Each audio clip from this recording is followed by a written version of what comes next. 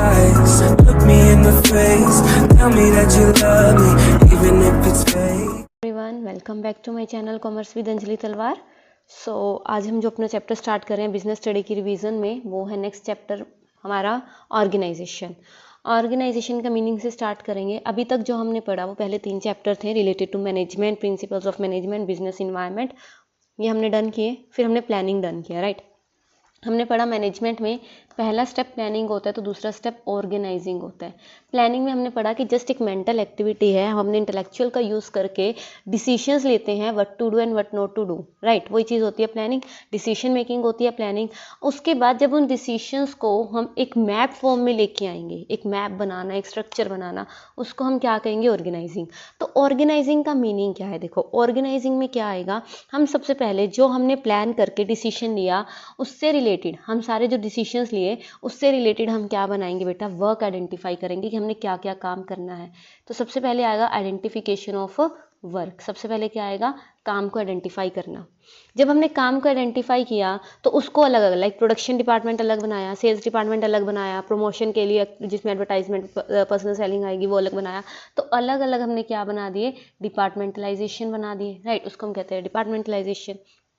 पहले आएगा identification of work, division of work, काम को डिवाइड किया, जैसे जैसे काम डिवाइड हुआ डिपार्टमेंट बन गए तो रिलेशनशिप डिफाइन कर दिए कि कौन सुपीरियर होगा और कौन किसका सबऑर्डिनेट होगा। तो ये सारी प्रोसेस को हम कहते हैं ऑर्गेनाइजिंग, मतलब एक मैप फॉर्म बनाना, अपना चार्ट बनाना अपने फर्म का, तो अपनी ऑर्गेनाइजेशन का, ठीक है। तो उसको हम क्या कहते हैं, ऑर्गेनाइजिंग, राइट। सो ऑर्गेनाइजिंग देखो यहाँ पे क्या लिखा है, organising essentially implies a process which coordinates human efforts को कोऑर्डिनेट करेंगे, रिसोर्सेज को असेंबल करेंगे और दोनों को यूटिलाइज करेंगे फुल्ली, सो दैट हमारे ऑब्जेक्टिव्स अचीव हो पाए। ये बात समझ आई। So organising can be defined as a process. Organising एक प्रोसेस भी और ऑर्गेनाइजिंग एक एक्टिविटी भी, ये ध्यान रखना। So organising can be defined as a process that initiates implementation of plans. अब यहाँ पे जो हमने प्लानिंग बनाई उसके प्लान्स को स्टार्ट करेंगे यूज करना, राइट, इम्प्लीमेंट करना, by clarifying jobs and working relationship and effectively deploying resources for attainment of the goals और डिजायर्ड रिजल्ट्स। इजी, समझ आया। सो ऑर्गेनाइजिंग क्या है, ऑर्गेनाइजिंग में बहुत सारे स्टेप्स आते हैं जो हमें गोल को अचीव करने के लिए चाहिए होते हैं, ठीक है। सो लेट्स स्टार्ट विद, कहता फॉर एग्जांपल, यहाँ पे एक एग्जांपल है वो पढ़ लेते हैं। सपोज 10 स्टूडेंट्स, कहता 12 स्टूडेंट्स हैं, ठीक है, work for the school library in summer vacation. One afternoon they are told to unload a shipment of new releases, stock the book shelves and then dispose of all waste like packaging paper etcetera. If all the student decide to do in their own way, अगर वो खुद अपना अपना काम करना शुरू कर देंगे तो बहुत ज़्यादा कंफ्यूजन होगा। हो सकता है कि सारे ही एक ही काम करना शुरू कर दें, एक काम कोई भी ना करे, राइट। तो उनको क्या करना पड़ेगा, so one student have to supervise, एक को देखना पड़ेगा the work by grouping student. वो ग्रुप बनाएगा स्टूडेंट्स के, उनको वर्क डिवाइड करेगा कि तुम ये वाला काम करो, आप तुम्हारा ग्रुप ये करेगा, तुम्हारा ये करेगा। Assigning each group their quota, उनको लिमिट बताएगा कि आपको ये काम करना है। रिलेशनशिप डिफाइन करेंगे कि आप इसको ये बताओगे, आप मुझे बताओगे, ठीक है, अमंग देम। और फिर जॉब जो है फास्टर और बेटर वे में होगी। तो इसी को तो ऑर्गेनाइज करना कहते हैं, ठीक है। तो स्टेप्स क्या होंगे, सबसे पहले आइडेंटिफिकेशन एंड डिवीजन, ये तो मैं आपको ऑलरेडी करवा चुकी हूँ। Identification and division of work, पहले तो ये स्टेप है कि ऑर्गेनाइजिंग में ये देखो कि हमें क्या क्या काम करना है, क्या आइडेंटिफाई करना है, और डिवाइड करेंगे उस काम को डिफरेंट टाइप्स में। कैसे, लाइक परचेज डिपार्टमेंट है, हमें पता है हमें रॉ मटेरियल भी परचेज करना है, हमें एसेट्स भी परचेज करनी है, तो हमने एक परचेज डिपार्टमेंट बनाया जो हर चीज़ की परचेजेस का ध्यान रखेगा, राइट। तो उसको हमने आइडेंटिफाई किया। सेल्स के लिए अलग हो गया, प्रोडक्शन करनी है तो उसके लिए अलग हो गया, डिफरेंट प्रोसेसेस है, राइट। तो वर्क को आइडेंटिफाई करना कि एक्चुअल में हमें काम करना क्या क्या है और उनको डिवाइड कर देना। तो जब हमने वर्क को डिवाइड कर दिया और एक की एक स्मॉल यूनिट बना दी तो वो हो गया डिपार्टमेंटलाइजेशन। जब वर्क डिवाइड कर दिया छोटे छोटे एक्टिविटीज़ में, तो उन एक्टिविटीज़ को जो एक सिमिलर नेचर की ग्रुप कर दिया उनको, तो उसको उससे स्पेशलाइजेशन भी होगा। और इसी ग्रुपिंग प्रोसेस को हम क्या कहते हैं, डिपार्टमेंटलाइजेशन। जब हमने डिपार्टमेंट बना दिए तो सबको ड्यूटीज डिफाइन करेंगे। अब परचेज डिपार्टमेंट की क्या क्या ड्यूटी है, सेल्स डिपार्टमेंट की क्या ड्यूटी है, राइट। तो ये चीज़ें हम उनको बताएंगे। So it is necessary to define the work of different job positions and accordingly allocate work to various employees। so जब डिपार्टमेंट्स फॉर्म हो गए, हर एक को जो है हम चार्ज ऑफ द इंडिविजुअल, मतलब एक उसका क्या होगा, डिपार्टमेंटल हेड होगा जो उसका ध्यान रखेगा, और फिर जो जॉब्स एलोकेट की जाएंगी हर डिपार्टमेंट को according to their skills and competencies, ये चीज़ आ जाएगी। और लास्ट में क्या होगा, establishing authority and reporting relationship, तो इसमें क्या पता लगेगा कौन किसका सुपीरियर है, कौन जो इसका है सबॉर्डिनेट है। फॉर एग्जांपल सबसे ऊपर आ गया हमारा CEO या DM, मैनेजिंग MD आ गया, मैनेजिंग डायरेक्टर, फिर हमने 4 डिपार्टमेंट बना दिए, राइट, 1 2 3 4, तो इन चारों का एक एक हेड है और इनके आगे 10-10 पर्सन है। तो इन 10 पर्सन को पता है कि ये मेरा सुपीरियर है, इसको पता है कि ये मेरा सुपीरियर है, इनको पता है ये मेरे सबॉर्डिनेट्स हैं आगे, राइट। तो ये क्या है, रिपोर्टिंग रिलेशनशिप। अब मुझे पता है कि मुझे ऊपर किस हेड को मुझे जवाब देना है, रिपोर्ट करना है, किससे ऑर्डर लेने हैं। तो अथॉरिटी एंड जो रिपोर्टिंग रिलेशनशिप है वो हम क्या करते हैं, डिफाइन करते हैं। समझ आया। सो ऑर्गेनाइजिंग एक प्रोसेस है जिसमें हमने क्या किया, हमने आइडेंटिफाई किया वर्क को, ठीक है, आइडेंटिफाई किया और डिवीजन किया, फिर उससे अकॉर्डिंग हमने डिपार्टमेंट्स बना दिए, डिपार्टमेंट्स बना के ड्यूटी असाइन की और अथॉरिटी एंड रिपोर्टिंग रिलेशनशिप हमने डिफाइन कर दिए। इजी। फिर आएगा इंपॉर्टेंस। ऑर्गेनाइजिंग की क्या इंपॉर्टेंस है। अब हमने वो 12 स्टूडेंट्स वाला एग्जाम्पल लिया, तो ऑब्वियस सी बात है ना, काम ढंग से होगा ही नहीं, तो ऑर्गेनाइजिंग इंपॉर्टेंट तो है, प्लानिंग के बाद ऑर्गेनाइजिंग ज़रूरी है। यहाँ पे हमने एक और चीज़ पढ़ी थी, स्पेशलाइजेशन। जब हम एक ग्रुप को एक तरह का काम दे रहे हैं, वो डेली उसी काम को कर रहे हैं, तो ऑब्वियस सी बात है उससे क्या होगा, वो उस चीज़ में स्पेशलाइज्ड हो जाएंगे, वेस्टेज भी कम होगी, राइट। फिर आ जाएगा सबको क्लियरली पता है कि हमारे क्या वर्किंग रिलेशनशिप है, कौन मेरा हेड है, कौन मेरा सबॉर्डिनेट है, किससे मुझे ऑर्डर लेना है और किसको मुझे ऑर्डर आगे पास करना है या ऑर्डर देना है, राइट। तो ये चीज़ क्लियर रहेगी। ऑप्टिमम यूटिलाइजेशन ऑफ रिसोर्सेज होगा अगर सब कुछ प्लानिंग से होगा, तो हमें पता है रिसोर्सेज, इस डिपार्टमेंट को इतने रिसोर्सेज की नीड है, इस डिपार्टमेंट को इतने रिसोर्सेज की नीड है, और बाद में मुझसे अकाउंटेबिलिटी मतलब जवाबदेही भी होते हैं वो कि रिसोर्सेज इफेक्टिवली यूज़ हुए या नहीं हुए, कैसे क्या हुआ, वो चीज़ें है ना। चेंज भी इजीली अडॉप्ट कर लेंगे। सो जो ऑर्गेनाइजिंग का प्रोसेस है वो बिजनेस एंटरप्राइज को चेंजेस के साथ चेंज करने के लिए अलो करता है। ऑर्गेनाइजेशन स्ट्रक्चर को हम मॉडिफाई कर सकते हैं, रिलेशनशिप्स को हम दोबारा से चेंज कर सकते हैं, ठीक है। तो फ्लेक्सिबिलिटी का एक पॉइंट है मतलब इसमें। फिर उसके बाद एडमिनिस्ट्रेशन, मतलब मैनेजमेंट इजीली हो जाएगी, इफेक्टिव एडमिनिस्ट्रेशन होगी, क्लियर पर सबको पता है कि क्या जॉब्स हैं, क्या मेरी ड्यूटीज़ हैं, जिससे कंफ्यूजन नहीं होगी, डुप्लीकेशन नहीं होगी, ठीक है। इससे प्रॉपर एग्जीक्यूशन ऑफ वर्क होगा। उसके बाद डेवलपमेंट ऑफ पर्सनल, जो हमारे एम्प्लॉयज़ हैं उनकी भी तो डेवलपमेंट होगी, क्योंकि इसमें लोगों में क्रिएटिविटी आएगी, मैनेजर्स में भी, राइट। वो उनके पास क्या है, देखो ऑर्गेनाइजिंग से क्रिएटिविटी आएगी मैनेजर्स में। इफेक्टिव डेलीगेशन, अब डेलीगेशन क्या होता है, अपनी पावर आगे बांटना। जब एज अ प्रिंसिपल मैं बाकी डिपार्टमेंट हेड को भी अपनी जो है लगा लो पावर्स दूंगी, तो जो मेरे डिपार्टमेंटल हेड्स हैं वो भी तो क्रिएटिव होंगे ना, वो भी तो डिसीजंस लेंगे खुद, जिससे मेरा वर्कलोड रिड्यूस हो जाएगा और वो मोटिवेट भी होंगे और ढंग से काम भी हो पाएगा, ठीक है। सो ये चीज़ आ जाएगी। उसके बाद एक्सपेंशन एंड ग्रोथ भी तभी पॉसिबल है अगर हमारा ऑर्गेनाइजेशन स्ट्रक्चर बहुत अच्छे से वर्क कर रहा है, तो हम अपॉर्चुनिटीज़ को मिस नहीं करेंगे और टाइम टू टाइम जो है सारा काम करेंगे। समझ आया, इजी। अब आगे ऑर्गेनाइजेशन स्ट्रक्चर। ऑर्गेनाइजेशन स्ट्रक्चर क्या है, अब पूरे ऑर्गेनाइजिंग प्रोसेस के बाद जब हमने जो रिजल्ट निकल के आया कि हाँ ये मैप निकल के आया कि हमारे इतने डिपार्टमेंट होंगे, इतने बंदे होंगे, इसका ये रिलेशनशिप होगा, मतलब जो पूरा निकल के आया वो मैप, तो वो क्या है, हमारा ऑर्गेनाइजेशन स्ट्रक्चर है, ठीक है ना। सो कहता है organisation structure is the outcome of the organisation process, right. And effective structure कैसे होगा, एक अच्छा स्ट्रक्चर क्या होगा जिससे प्रॉफिटेबिलिटी इंक्रीज होगी और एडिक्वेट ऑर्गेनाइजेशन स्ट्रक्चर की जो फील है, मतलब नीड है, वो सबको ज़रूरी मतलब है, इजी, मतलब मैं आपको कैसे बताऊँ अब ये। फॉर एग्जाम्पल ऑर्गेनाइजेशन स्ट्रक्चर अच्छा नहीं है तो वर्क अच्छा नहीं होगा। कैसे, अब मुझे एक बात बताओ, मैंने डिपार्टमेंट ही नहीं सही बांटे या मैंने रिलेशनशिप सही नहीं डिफाइन की, किसी को पता ही नहीं है, अब अपन ने वो पढ़ा। हाँ, इसमें ये एग्जांपल ले सकते हैं हम कि हमने प्रिंसिपल्स ऑफ मैनेजमेंट पढ़ा। प्रिंसिपल्स ऑफ मैनेजमेंट में क्या था, उस एक यूनिटी ऑफ कमांड था कि जो ए पर्सन है उसके बी सी डी आगे 3 एम्प्लॉयज़ है, तो इन तीनों को पता है कि हमें इसी से ऑर्डर लेना है, इसी को आगे जवाब देना है। लेकिन अगर इस बी सी डी के एक और सुपीरियर आ गया ई, तो ये कंफ्यूजन क्रिएट होगी कि नहीं होगी, तो यहाँ पे ऑर्गेनाइजेशन स्ट्रक्चर अच्छा नहीं है। तो ये सारी बात इसी में आती है, ठीक है। तो ऑर्गेनाइजेशन स्ट्रक्चर अच्छा होना बहुत ज़रूरी है, ठीक है।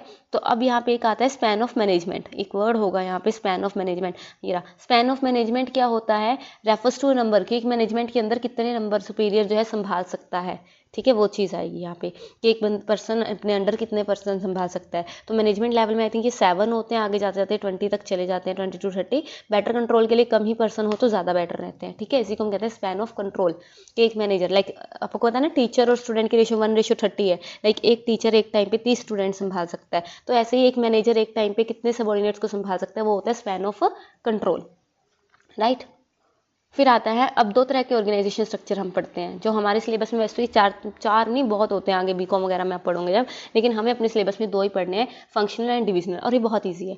फंक्शनल मतलब फंक्शन के अकॉर्डिंग हमने पूरे ऑर्गेनाइजेशन को क्या किया, डिवाइड कर दिया। फॉर एग्जाम्पल वही सेम जो अभी तक अपन करते आए हैं। अब मुझे पता है कि मेरे डिफरेंट फंक्शंस क्या हैं, ह्यूमन रिसोर्स को मैनेज करना, marketing, research and development, purchasing, इसके अलावा सेल्स हो सकता है, अकाउंटिंग हो सकता है, ठीक है, ये चीज़ें। तो मैंने क्या किया, अपने ऑर्गेनाइजेशन को डिवाइड किया according to the main functions performed by it, ठीक है। जो मेन फंक्शंस के अकॉर्डिंग जब मैं इसको डिवाइड कर देती हूँ तो वो मेरा डिपार्टमेंटलाइजेशन वाला, वही मेरा क्या बनेगा बेटा, फंक्शनल ऑर्गेनाइजेशन स्ट्रक्चर। तो इसके फ़ायदे क्या होंगे, ये इंपॉर्टेंट है, इसके फ़ायदे नुकसान मतलब एडवांटेज डिसएडवांटेज। तो देखो, एक फंक्शनल ऑर्गेनाइजेशन स्ट्रक्चर से स्पेशलाइजेशन आएगी क्योंकि हमने इसमें डिपार्टमेंट्स बना दिए, ठीक है, अपनी परफॉर्मेंस इंप्रूव कर पाएंगे वो। कंट्रोल और कोऑर्डिनेशन रहेगा डिपार्टमेंट के अंदर, मैनेजरी ऑपरेशनल एफिशिएंसी इंक्रीज होगी, प्रॉफिट इंक्रीज होगा, डुप्लीकेशन ऑफ वर्क नहीं होगी क्योंकि सिर्फ परचेज का काम कौन करेगा, परचेजिंग डिपार्टमेंट, और किसी को तो करना ही नहीं है।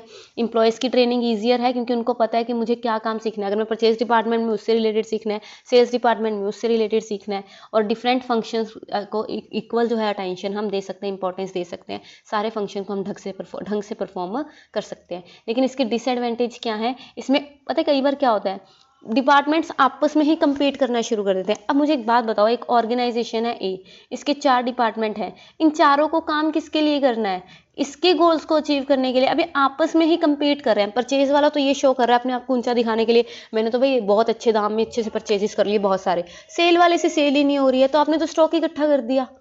आप में ही कोऑर्डिनेशन नहीं है, अगर आप में ही कंपटीशन आ गया तो ऑब्वियस सी बात है ओवरऑल ऑब्जेक्टिव कैसे पूरा होगा, राइट।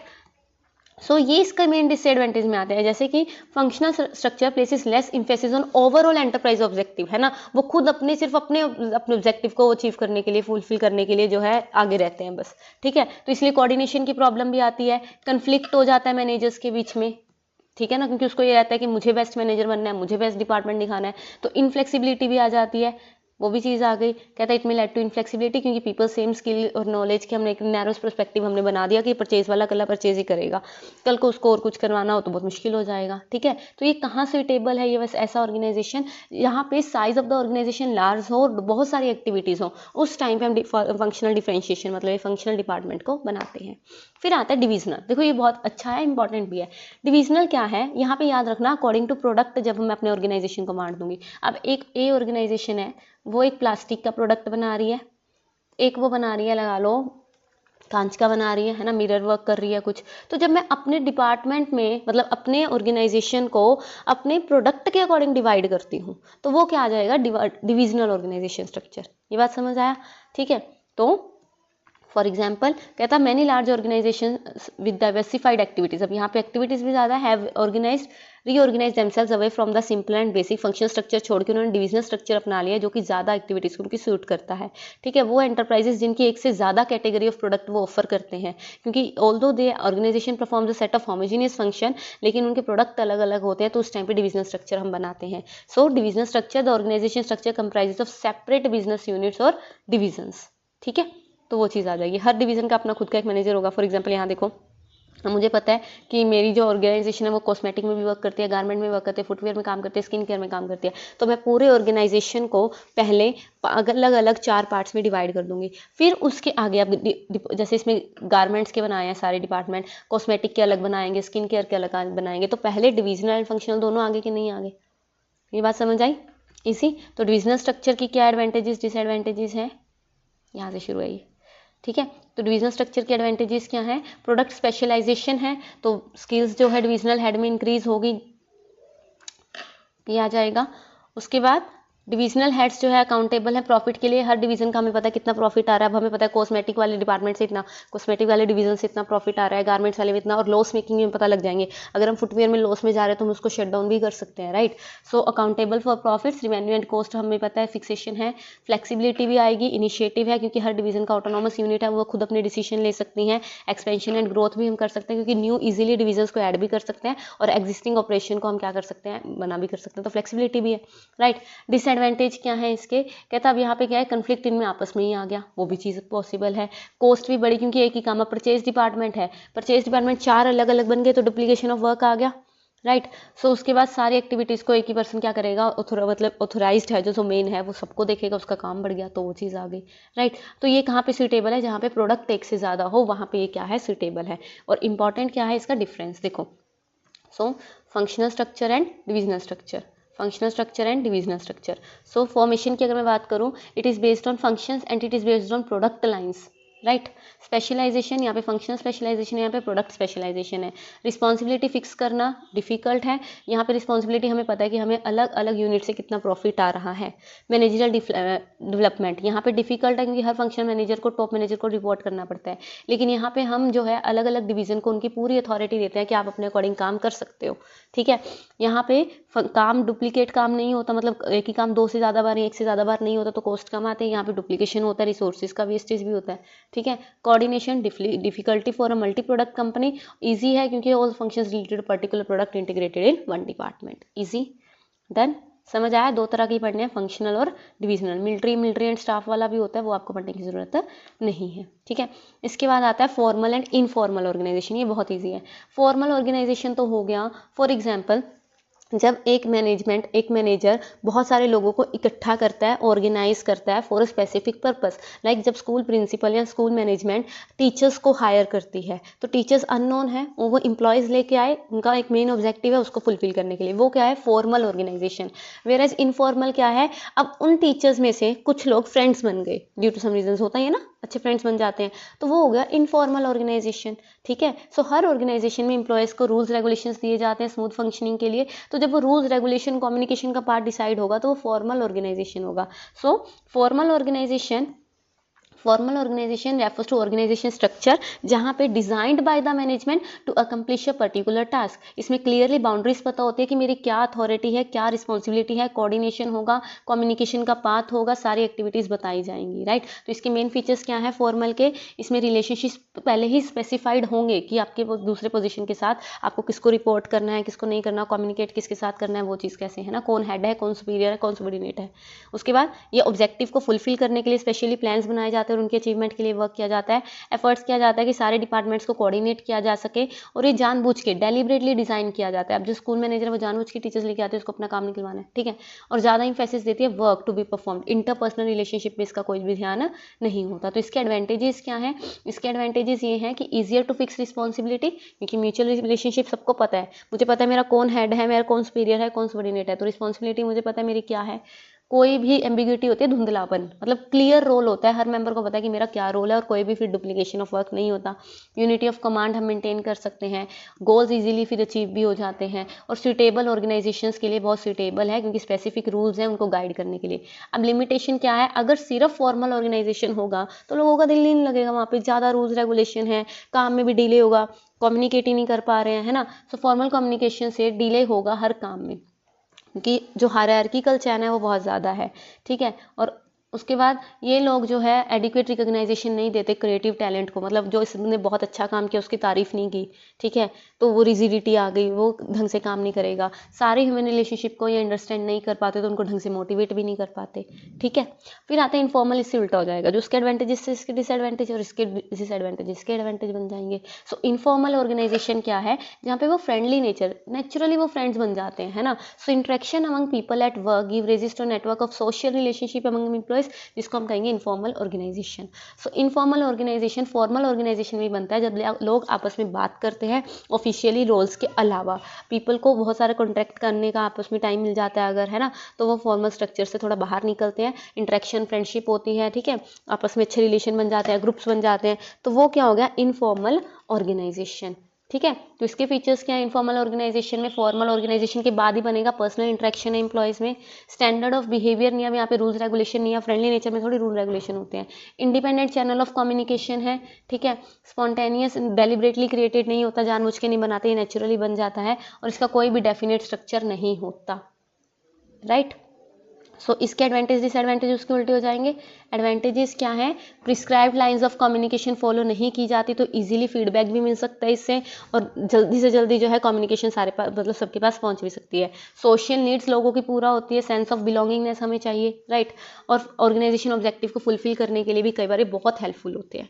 लेकिन डिसएडवांटेज क्या है, इससे ना र्यूमर्स, अफवाहें बहुत जल्दी फैलती हैं। मैनेजमेंट सक्सेसफुल नहीं होती चेंजेस लाने में। जब लोगों के आपस में एम्प्लॉयज़ की ज़्यादा बनने लग जाए ना, तो मैनेजमेंट के ऊपर सिर के ऊपर चढ़ जाते हैं वो बात है ये, राइट। तो दोनों इसके क्या एडवांटेज डिसएडवांटेज, तो फॉर्मल भी होना चाहिए और कुछ हद तक इनफॉर्मल भी अलाउड होना चाहिए, तभी एक ऑर्गेनाइजेशन अच्छा वर्क करेगा। तो इनमें आपस में क्या डिफरेंस है, इनमें देख लो, formal organisation, informal organisation, right. So structure authority meaning structure of authority relationship जो मैनेजमेंट क्रिएट करता है, social relationship interaction among employees arises out, origin क्यों बना, कंपनी के रूल्स रेगुलेशन की वजह से, सोशल इंटरेक्शन की वजह से। अथॉरिटी क्या है, पोजीशन जो है उसके अकॉर्डिंग अथॉरिटी है, पर्सनल क्वालिटी की वजह से अथॉरिटी है। ये रूल से बना है, इसमें कोई भी रूल नहीं होता। कम्युनिकेशन स्केलर चेन के थ्रू होती है, इसमें कम्युनिकेशन किसी भी डायरेक्शन में हो सकती है। ये रिजिड है और ये फ्लेक्सिबल है। लीडर्स, यहाँ पे मैनेजर्स ही लीडर्स होते हैं। और जो इनफॉर्मल और अब आप देख लो, आपके 5 फ्रेंड्स हैं, उसमें से एक आपका एज अ लीडर वर्क करता होगा, मतलब ये अकॉर्डिंग टू क्वालिटी लगा लो या कुछ भी है ना, उसकी नॉलेज ज़्यादा है, उसकी वजह से हम क्या है उसको लीडर मानते हैं। तो ये चीज़ें इसमें आ गई, फॉर्मल एंड इनफॉर्मल ऑर्गेनाइजेशन। हमारा नेक्स्ट टॉपिक है डेलीगेशन। डेलीगेशन होता क्या है, देखो डेलीगेट करना, जब कोई अपनी पावर को आगे छोटे मतलब सबॉर्डिनेट्स में डिस्ट्रीब्यूट कर देता है, पावर टू टेक डिसीजन, वो जब मैं आगे डिस्ट्रीब्यूट कर दूंगी तो वो क्या हो जाएगा, डेलीगेशन। ये बात समझ आई।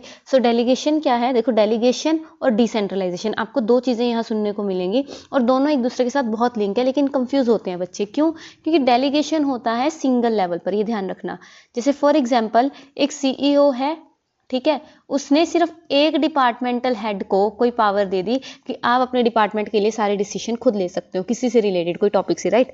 तो वो क्या हुआ, डेलीगेशन। लेकिन डिसेंट्रलाइजेशन इसी का बड़ा भाई है, कैसे कि अगर वो हर डिपार्टमेंट को पावर दे देता है कि आप ये काम अपना खुद कर सकते हो, खुद डिसीजन ले सकते हो, मुझसे पूछने की जरूरत नहीं है, तो वो हो जाएगा डिसेंट्रलाइजेशन। सो डेलीगेशन को जब एक लेवल से हटाकर पूरे ऑर्गेनाइजेशन में पावर बांट दी जाए तो वो हमारी बन जाती है डिसेंट्रलाइजेशन। तो इसमें कंफ्यूज नहीं होना, ठीक है। सो डेलीगेशन होता क्या है, देखो delegation refers to downward transfer of authority from a superior to subordinate. ये किसी भी मैनेजर के लिए, ऑर्गेनाइजेशन के लिए अच्छे से काम करने के लिए, तो एफिशिएंट फंक्शनिंग के लिए बहुत ज़रूरी है, क्योंकि इससे मैनेजर जो है अपने टाइम को हाई प्रायोरिटी एरियाज पर यूज़ कर सकता है। इससे सबऑर्डिनेट्स की नीड भी फुलफिल होती है, क्योंकि उसको अपॉर्चुनिटी मिलती है, अपने इनिशिएटिव्स लेके आता है, तो वो चीज़ आ जाएगी। समझ आया, ठीक है। सो डेलीगेशन कुछ नहीं है, डेलीगेशन में क्या आएगा, जब एक सुपीरियर सबऑर्डिनेट को पावर दे देता है to take decisions regarding their activities, तो वो क्या होता है कि उसने डेलीगेट कर दिया। जब भी डेलीगेशन पढ़ोगे ना, तो एक चीज साथ में आएगी कि डेलीगेशन का प्रोसेस आ जाए, डेलीगेशन के एलिमेंट्स आ जाए। तो सबसे पहले आता है रिस्पॉन्सिबिलिटी, ये ध्यान रखना, अगर प्रोसेस आ गया तो किसी वे में लिख के आना है। रिस्पॉन्सिबिलिटी, रिस्पॉन्सिबिलिटी क्या होता है, द असाइंड वर्क, जो काम दिया जाता है। अब फॉर एग्जाम्पल प्रिंसिपल ने टीचर को या HOD को कोई काम दिया, तो उसको क्या दिया गया, सबसे पहले रिस्पॉन्सिबिलिटी, द असाइंड वर्क। फिर उससे रिलेटेड उससे क्या की जाएगी, उससे पावर दी जाएगी, जिसको हम कहते हैं डेलीगेशन ऑफ अथॉरिटी। फिर उसको पावर दी जाएगी कि इस प्रोजेक्ट से रिलेटेड, फॉर एग्जाम्पल कोई फंक्शन करवाना है, कोई फेयरवेल करवानी है, तो HOD को कहा कि आपको खुद करवाना है, राइट। और उसी को सारी पावर दे दी कि आप अपने अकॉर्डिंग देख लो, ये आपका बजट है, इसके अंदर आपको ये हमारी जो है फेयरवेल कंप्लीट करवानी है। तो वो क्या है, पहले रिस्पॉन्सिबिलिटी दी कि आपको ये काम करना है, फिर उससे रिलेटेड डिसीजन भी आप खुद ले सकते हो, तो डेलीगेशन ऑफ अथॉरिटी। कल को वो चीज अच्छी होगी या बुरी, उसके लिए जवाब भी तो मांगेंगे, तो उसको हम कहते हैं अकाउंटेबिलिटी। क्या कहते हैं, अकाउंटेबिलिटी। अकाउंटेबिलिटी होता है जवाबदेही। कल को बहुत अच्छा गया, वो कोई भी फंक्शन था या पार्टी थी, तो उसको शाबाश भी मिलेगी, और अगर बाई चांसली वो खराब हो गया तो उसको डांट भी मिलेगी, उसको जवाब भी तो देना पड़ेगा। तो फिर आता है अकाउंटेबिलिटी, जवाबदेही। ये बात समझ आई। सो डेलीगेशन है क्या है, देखो एक पर्सन है लुइस एलन, उन्होंने कहा delegation is the process manager follows in dividing the work assigned to him so that he performs that part which only he because of his unique organizational placement can perform effectively and so that he can get others to help with what remains। ये बात समझ आई कि जो important काम है organisation का superior खुद करेगा, बाकी अपने काम वो आगे दे देगा और उससे रिलेटेड पावर भी आगे दे देगा। तो इसी को हम क्या कहते हैं, डेलीगेशन ऑफ अथॉरिटी। तो एलिमेंट्स में वही तीनों चीजें आएंगी, मैंने आपको भी बताया। सबसे पहले रिस्पॉन्सिबिलिटी, इसका ना ये वैसे अपोज दे रखा है, प्रोसेस में दे रखा, अगर प्रोसेस आ जाए तो रिस्पॉन्सिबिलिटी, अथॉरिटी, अकाउंटेबिलिटी। तो यहाँ पे पहले अथॉरिटी, अथॉरिटी क्या होता है, power, right of an individual to command his subordinate and take action within the scope of his position. तो ये तो उसकी अथॉरिटी होती है ना, ठीक है। सो अथॉरिटी, और दूसरा क्या आएगा हमारे पास, रिस्पॉन्सिबिलिटी देखो आ गया ना, सेकंड में इसमें वैसे फर्स्ट पे होता है रिस्पॉन्सिबिलिटी। रिस्पॉन्सिबिलिटी क्या होता है? Obligation of a subordinate to properly perform the assigned duty, जो काम दिया जाता है। ये किसकी वजह से होता है? सुपीरियर सबॉर्डिनेट रिलेशनशिप की वजह से होता है, क्योंकि सबॉर्डिनेट को काम करना पड़ता है जो उसके सुपीरियर ने दिया है, राइट। ये बात समझ आई? तो रिस्पॉन्सिबिलिटी। और फिर आता है अकाउंटेबिलिटी। अकाउंटेबिलिटी होती है जवाबदेही कि काम अच्छा हुआ कि नहीं हुआ, वो भी तो आप पे डिपेंड है। सो अकाउंटेबिलिटी। डेलीगेशन क्या है? देखो delegation sorry accountability, delegation of authority undoubtedly, उससे जो है एम्प्लॉय को पावर मिल जाती है कि वो एज एन सुपीरियर एक्ट कर सकता है, लेकिन उसका जो काम है उसके आउटकम के लिए वो जवाबदेही तो रहेगा ना, तो अकाउंटेबल तो होगा, ठीक है। तो इसका डिफरेंस करो, बहुत इंपॉर्टेंट है। क्या?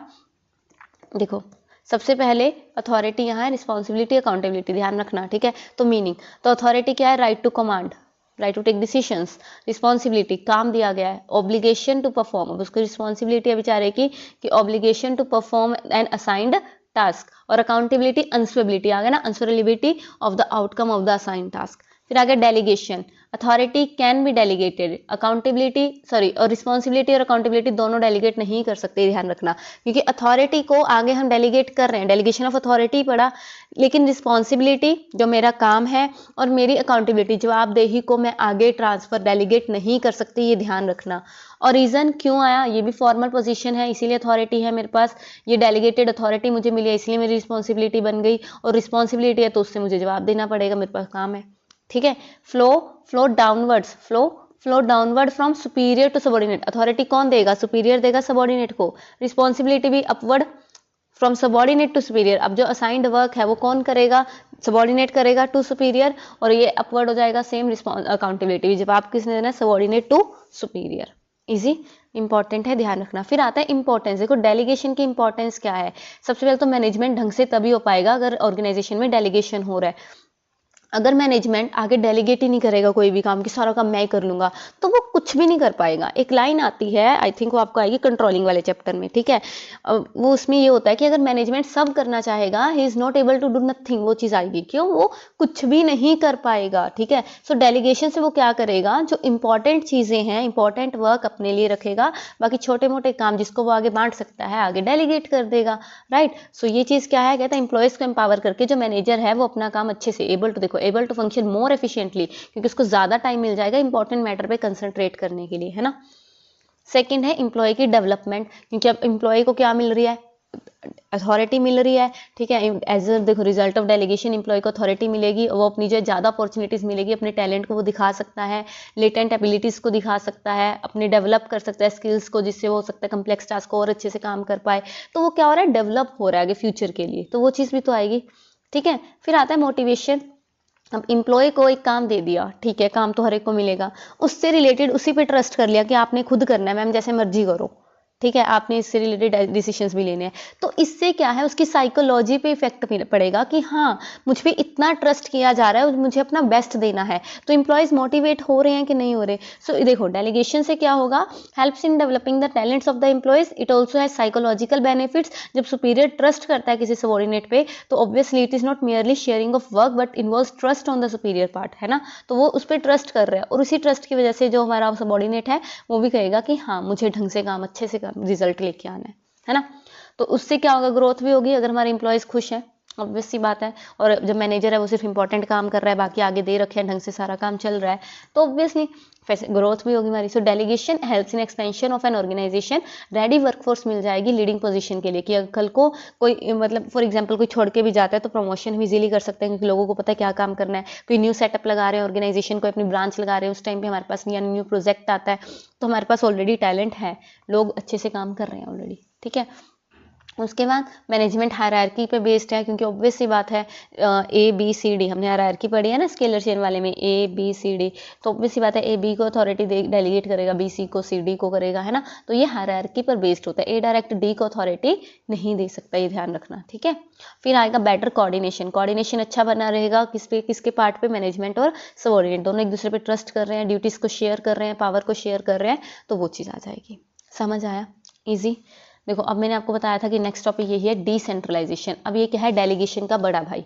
अब इसमें क्या हुआ? डेलीगेशन में सिर्फ एक लेवल पे पावर को बांटा जा रहा था, डिसेंट्रलाइजेशन में पूरे ऑर्गेनाइजेशन में पावर को बांटा जाएगा, ठीक है। सो डिसेंट्रलाइजेशन क्या है? देखो बहुत सारे ऑर्गेनाइजेशन में टॉप मैनेजमेंट बहुत इंपॉर्टेंट रोल प्ले करती है कि सारे डिसीजन खुद ही लेगी और पावर को जो है लोअर लेवल तक कम पहुंचाती है। वो ऑर्गेनाइजेशन जिसमें decision making authority top management के पास रहती है वो सेंट्रलाइज्ड होते हैं। क्या होते हैं? सेंट्रलाइज की सारी पावर उसमें खुद रख रखी है। लेकिन जिसमें अथॉरिटी को लोअर लेवल तक शेयर किया जाता है उसको हम क्या कहते हैं? डिसेंट्रलाइजेशन। ठीक है, so decentralisation explains the manner in which decision making, क्या है? Decision making responsibilities are divided among hierarchical levels. ठीक है, सिंपली डिसेंट्रलाइजेशन का मतलब क्या है? Delegation of authority throughout the all the levels. वही आ गया ना, डेलीगेट करना लेकिन सारे लेवल्स पर, तो वो क्या हो जाता है? Decentralisation. So centralisation and decentralisation बहुत इंपॉर्टेंट टॉपिक है। क्या? Centralisation and decentralisation are relative terms as seen from the existing status of various business enterprises. एक ऑर्गेनाइजेशन सेंट्रलाइज तब कहलाता है जब सारी decision making authority higher management level अपने पास रखता है, जबकि डिसेंट्रलाइजेशन में उस अथॉरिटी को डेलीगेट किया जाता है। तो अब क्वेश्चन आता है कि क्या अच्छा है, हमने ये उसमें भी पढ़ा है प्रिंसिपल्स ऑफ मैनेजमेंट में। सो कंप्लीट सेंट्रलाइजेशन से क्या होगा? सारे डिसीजन एक ही पर्सन के पास रहेंगे, apex of the management hierarchy. तो ये सिनेरियो ऑब्वियसली नीड होगा मैनेजमेंट हायरार्की की। सो कंप्लीट डिसेंट्रलाइजेशन से क्या होगा? सारी पावर ही आगे चली गई, तो उसकी कोई इंपॉर्टेंस ही नहीं रही। तो ना हमें क्या चाहिए? ना तो सेंट्रल कंप्लीट सेंट्रलाइज चाहिए, ना हमें कंप्लीट डिसेंट्रलाइजेशन चाहिए। तो हमें चाहिए क्या? So here there is a need for a balance between those coexisting forces that every organisation characterized by both centralization और डिसेंट्रलाइजेशन। दोनों चाहिए बैलेंस की। जो सबसे इंपॉर्टेंट है वो सेंट्रलाइज्ड रखो और जो कम इंपॉर्टेंट है वो आगे डिसेंट्रलाइज्ड कर सकते हैं, है ना। तो डिसेंट्रलाइजेशन क्यों इंपॉर्टेंट है? देखो ध्यान रखना, डिसेंट्रलाइजेशन की इंपॉर्टेंस क्या है? सबऑर्डिनेट्स में इनिशिएटिव आएगा, वो खुद आके काम करेंगे क्योंकि उनको पता है कि हाँ हमें ये काम करना है। देखो decentralisation helps to promote self reliance and confidence among the subordinates, क्योंकि लोअर लेवल मैनेजमेंट को फ्रीडम दी जा रही है कि अपने डिसीजन खुद ले सकते हैं upon their according to their own judgements. ठीक है, जिससे वो क्या रहेगा? कॉन्स्टेंटली चैलेंजिंग बिहेवियर आएंगे उनके आगे और वो सोल्यूशंस लेके आएंगे, तो उनके इंटेलेक्चुअल डेवलपमेंट होगा, राइट। फिर आता है next one is management talent for future. Obvious सी बात है, फ्यूचर के लिए जो पर्सन आज ही इतना सारा काम खुद कर रहा है उसको डेलीगेशन हमने डिसेंट्रलाइज कर रखा है। हमें पता है हमारा जो एचओडीज है वो अपना काम खुद कर रहे हैं, तो कल को उनकी प्रमोशन भी तो इजीली हो सकती है। तो टैलेंट हमारा फ्यूचर के लिए भी तो रेडी हो रहा है, मैनेजमेंट की पोस्ट के लिए, प्रमोशंस के लिए। क्विक डिसीजन मेकिंग, अब देखो यहाँ पे क्या है, अगर सेंट्रलाइज्ड है, ए सेंट्रलाइज्ड है, आगे बी सी डी ई 3-4 हमारे क्या है? डिपार्टमेंटल हेड्स हैं, इनके आगे पर्सन हैं। ठीक है, अगर बी को अपने डिपार्टमेंट के लिए कोई डिसीजन लेना है और डिसेंट्रलाइजेशन है तो बी खुद क्या है? अपने डिपार्टमेंट के लिए डिसीजन ले सकता है, तो क्विक डिसीजन मेकिंग होगी। लेकिन सेंट्रलाइज्ड होता तो बी को पहले ए को पूछना पड़ता, ए उस पर सर्च करता और फिर उसको बताता, उसके बाद वो डिसीजन होता, तो जिससे क्या होता? टाइम कंज्यूमिंग होता, तो डिसीजन मेकिंग लेट हो जाती। ठीक है, रिलीफ टू टॉप मैनेजमेंट, ये तो है ही है कि अब टॉप मैनेजमेंट को कम काम करना पड़ रहा है, वो इंपॉर्टेंट एरियाज पर ध्यान दे सकता है। ठीक है, वो चीज़ आ जाएगी। और फिर है facilitation of growth, he same है जो हमने डेलीगेशन में पढ़ा कि अगर सब खुश हैं, अच्छे से काम कर रहे हैं तो ग्रोथ भी होगी, है ना। बेटर कंट्रोल भी हम कर सकते हैं क्योंकि हमें पता है कि अकाउंटेबिलिटी है। अब ये पता है कि ए बी सी डी हमने अभी पढ़े कि है ना, बी सी डी ई, कि वो जो है अपने डिपार्टमेंट के लिए जवाबदेही हैं, कल को उनके डिपार्टमेंट में कुछ गलत होता है तो वो अकाउंटेबल है, तो इसीलिए वो अपना कंट्रोल ढंग से करेंगे, है ना। तो वो चीज़ हम यहाँ पे क्या कह सकते हैं? कहते हैं as a conclusion it must be noted that in spite of its benefit decentralisation जो है क्वेश्चन के साथ ध्यान में, मतलब ये नहीं कि सारा डिसेंट्रलाइज कर दो, यही बात हुई ना कि उसको एक लिमिट तक करो। Balanced with centralisation in areas of major, जो मेन है मेजर है उनको अपने हाथ में रखो, छोटे मोटे पावर्स आगे बांट सकते हो। ठीक है, सो इनका जो डिफरेंस है ये भी बहुत इंपॉर्टेंट है, इसको कर लेते हैं।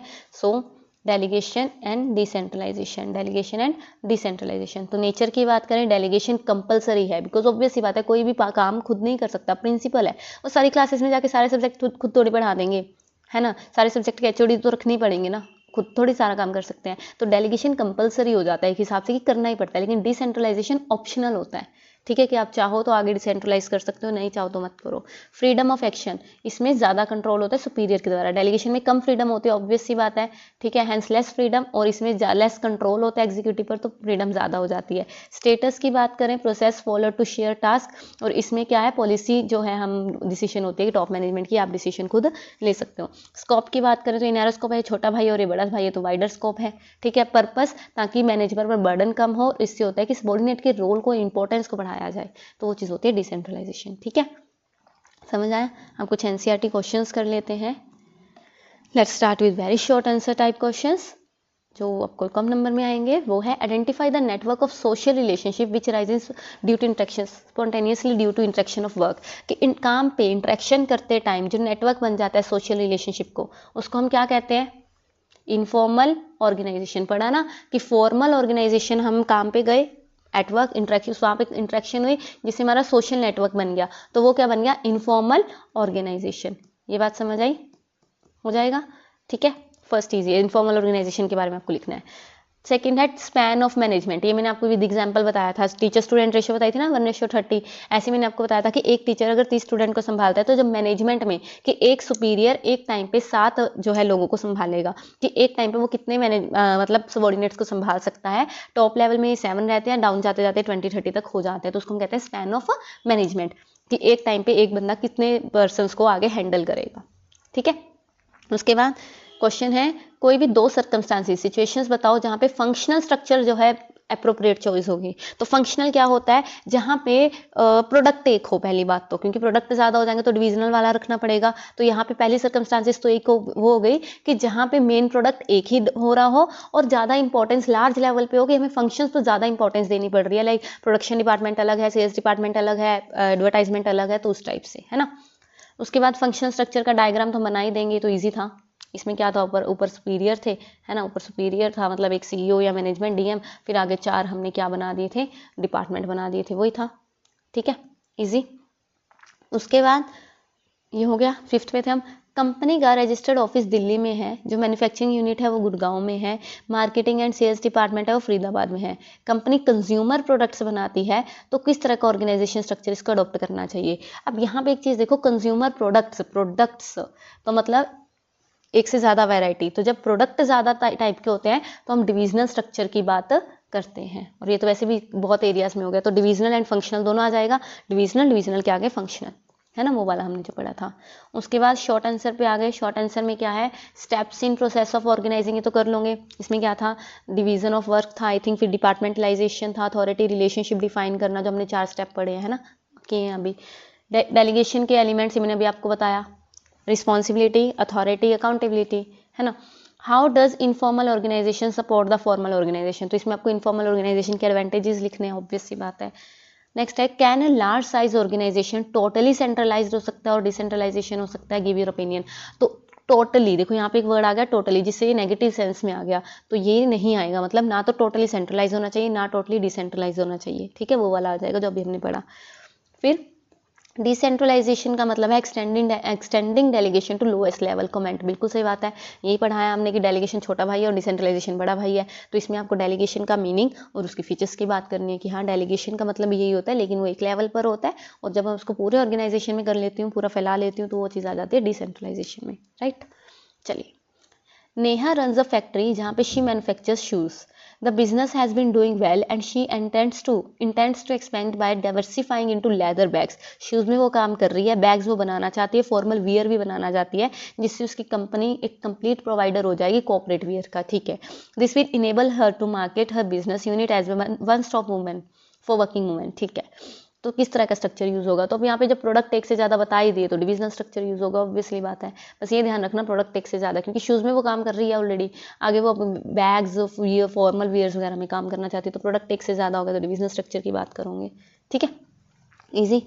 फिर नेक्स्ट क्वेश्चन है the production management asks the foreman to achieve a target production of 200 units per day, but he doesn't give him that authority to recognition tools materials from the store department.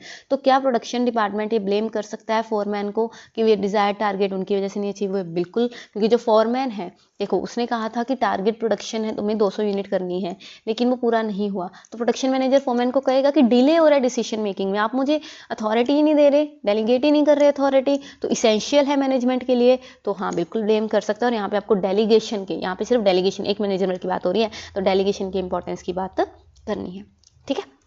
तो last रह गए हमारे long वाले, देखो क्या है, delegation को essential क्यों कहते हैं इफेक्टिव ऑर्गेनाइजेशन के लिए, तो मैंने बता ही दिया, मस्ट है, होनी चाहिए, इसकी इंपॉर्टेंस आ जाएंगे डेलीगेशन के। डिविजनल स्ट्रक्चर क्या होता है, उसके एडवांटेज डिसएडवांटेज, ये तो ईजी है, लिमिटेशंस हो जाएगा जिसमें एक से ज़्यादा प्रोडक्ट होते हैं।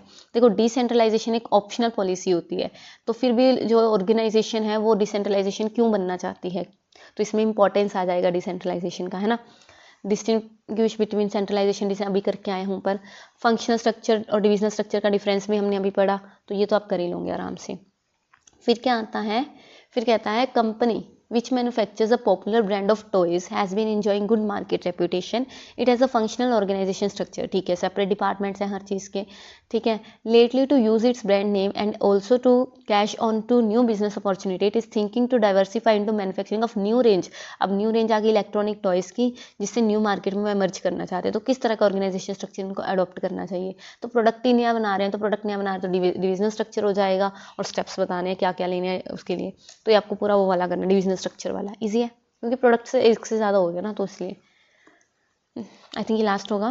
Company manufacturing sewing machine setup in 1945 by the British promoters follow in formal organisation culture. ठीक है, टोटलिटी मतलब एक कंपनी है 1945 में, मतलब वो अच्छे से चल रही थी ब्रिटिश प्रमोटर्स के द्वारा, जहाँ पे स्विंग मशीन्स वो बना रहे थे। उस टाइम पे वो सेंट्रलाइजेशन फॉलो कर रहे थे, जिसकी वजह से वो चेंजिंग बिजनेस इन्वायरमेंट के साथ खुद को चेंज नहीं कर पा रहे। ठीक है, workforce is also not motivated since they can not meant, क्योंकि वो अपनी ग्रीवेंसेस नहीं शेयर कर सकती किसी के साथ। एम्प्लॉय ज़्यादा छोड़ के जा रहे हैं, मार्केट शेयर कम हो रहा है, मतलब नेगेटिव इन्वायरमेंट आ रहा है सबसे मेन। तो कंपनी को हम कैसे एडवाइस कर सकते हैं कि क्या चेंजेस को लेके आने चाहिए? तो फॉर्मल के साथ साथ इनफॉर्मल ऑर्गेनाइजेशन भी जरूरी है। यहाँ पे सब सेंट्रलाइज्ड हो रहा है, तो डिसेंट्रलाइजेशन भी ज़रूरी है, इनफॉर्मल ऑर्गेनाइजेशन भी ज़रूरी है। यहाँ पे उस चीज़ की इंपॉर्टेंस आएगी इनफॉर्मल की, ठीक है, दोनों की, तो वो चीज़ आ जाएगी। समझ आया? And the last question for today is company x limited manufacturing cosmetics which he enjoyed a preeminent position in business has grown in size. It's business was very good. 1991 तक बिजनेस बहुत अच्छा चल रहा था, लेकिन उसके बाद लिबरलाइज, हमें पता ना 1991 में क्या होता, एलपीजी, लिबरलाइजेशन, प्राइवेटाइजेशन, ग्लोबलाइजेशन आया था, जिससे बहुत सारी एमएनसीज आ गई इस सेक्टर में, जिसकी वजह से उसका मार्केट शेयर कम हो गया। हम सेंट्रलाइज्ड बिजनेस मॉडल यूज़ कर रहे थे, और डिविजनल हेड्स जो है माइनर डिसीजंस के लिए भी ऊपर मतलब हेड के पास जा रही थी। ठीक है, सो ये पहले तो ये काम बहुत अच्छे से कर रहा था, लेकिन कंपनी अब प्रेशर में आ गई कि उसको अपने चेंजेस लेके आने पड़ेंगे। तो कौन सा ऑर्गेनाइजेशन स्ट्रक्चर में आएगा एंड ऑल। ठीक है, तो मतलब सेंट्रलाइजेशन से हटा के डिसेंट्रलाइजेशन में लेके आना है। और एफएमसीजी कंपनी है, एंड एफएमसीजी कौन सी होती है? फास्ट मूविंग कंज्यूमर गुड्स, जो हम डेली बेसिस के लाइक फूड प्रोडक्ट्स हो गए, बिस्किट्स वगैरह, जो हम डेली नेचर की चीज़ें बेसिकली हम यूज़ करते ही हैं। ठीक है, तो वो सारी एफएमसीजी में आ जाती हैं। तो divisional as well as decentralisation की हम यहाँ पे बात करेंगे। इजी हो जाएगा। सो ये आपका चैप्टर था ऑर्गेनाइजेशन, इसको कंप्लीट कीजिए। मिलते हैं नेक्स्ट क्लास में with the next chapter. Thank you so much. Tell me pretty lies, look me in the face, tell me that you love me, even if it's fake.